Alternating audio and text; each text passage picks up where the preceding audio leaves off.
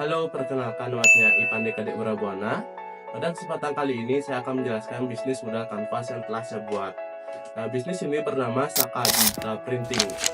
Bisnis ini bergerak di bidang percetakan dan advertising yang menyediakan layanan cetak seperti banner, stiker, brosur, dan undangan.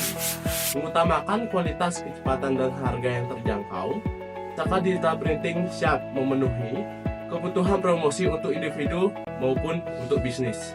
Baik, di sini saya akan menjelaskan bagian BMC dari Saka Digital Printing. Yang pertama ada Key Partner. Key Partner itu adalah jaringan pemasok atau mitra yang membantu perusahaan berjalan secara efektif. Nah, yang pertama itu ada pemasok bahan baku dan tinta. Untuk bahan baku kita biasanya mencari di Intigrafika maupun di Jans Kertas. Sedangkan untuk tinta kita biasanya mencari di Warna Bali. Untuk yang kedua ada penyedia layanan logistik maupun kurir. Ini sangat berguna bagi kita, yang dimana kita itu sering banget mengirimkan barang ke customer maupun menerima barang dari supplier. Yang ketiga ada produsen, distributor, mesin cetak, dan spare part. Ini bagian vital dari kita, yang dimana kita itu sering banget gonta-ganti mesin cetak. Kita membutuhkan toko komputer ini untuk penyedia mesin-mesin cetak tersebut.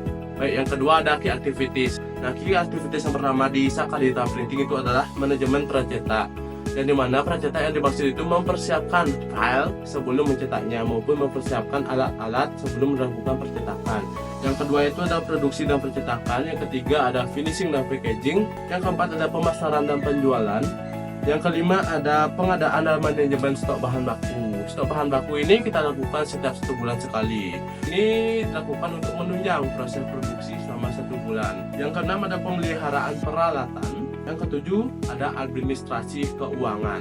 Yang ketiga ada value proposition. Yang dimana value proposition dari Saka Digital Printing itu adalah kecepatan dan efisiensi, fleksibilitas desain, kualitas cetak yang premium dan tahan lama, harga kompetitif, customer service yang ramah, dan kemudahan akses pemesanan. Bagian yang keempat ada customer relationship. Nah, yang dimana Saka Digital Printing itu melakukan personal asisten dan konsultasi, yang dimana para karyawan melakukan konsultasi dan memberikan rekomendasi yang terbaik bagi customer saat melakukan pencetakan. Dan selanjutnya ada pengumpulan umpan balik dan evaluasi, yang dimana kita melakukan di platform Google Maps. Melalui rating dari para klien, kita melakukan evaluasi untuk Saka Digital Printing.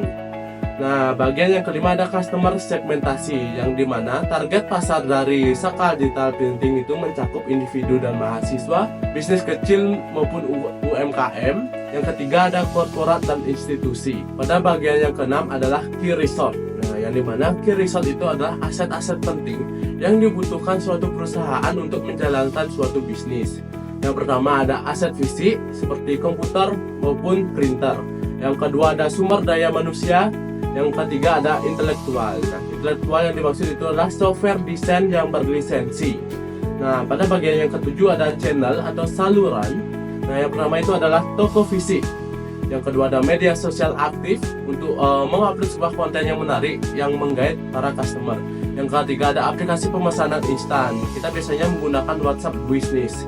Yang keempat ada kemitraan strategis. Nah, kemitraan strategis ini meliputi vendor-vendor atau percetakan lain untuk bekerja sama. Yang kedelapan ada cost structure. Nah, jadi mana cost structure itu adalah biaya yang digunakan untuk menjalankan suatu bisnis. Nah, pada Saka Digital Printing meliputi 2 bagian, yaitu biaya variabel atau berubah-ubah, dan yang kedua ada biaya tetap. Nah, pada bagian variabel meliputi bahan baku, biaya listrik produksi, biaya pengiriman, dan biaya perawatan mesin. Nah, pada biaya tetap meliputi gaji karyawan, biaya sewa tempat, dan biaya utilitas seperti bayar air dan bayar wifi. Nah, bagian yang terakhir ada revenue stream, yaitu bagaimana bisnis menghasilkan uang dari setiap segmentasi pelanggan. Nah, pada penjualan produk utama itu meliputi cetak large format seperti banner maupun brosur, kedua ada cetak offset seperti nota, cetak merchandise, cetak produk kemasan, dan cutting stiker. Dan ada juga layanan tambahan seperti jasa desain, biaya pengiriman, dan penjualan bahan cetak. Nah, untuk penjualan bahan cetak ini kita lakukan kepada vendor. Sekian penjelasan bisnis model kanvas dari Saka Digital Printing. Saya ucapkan terima kasih.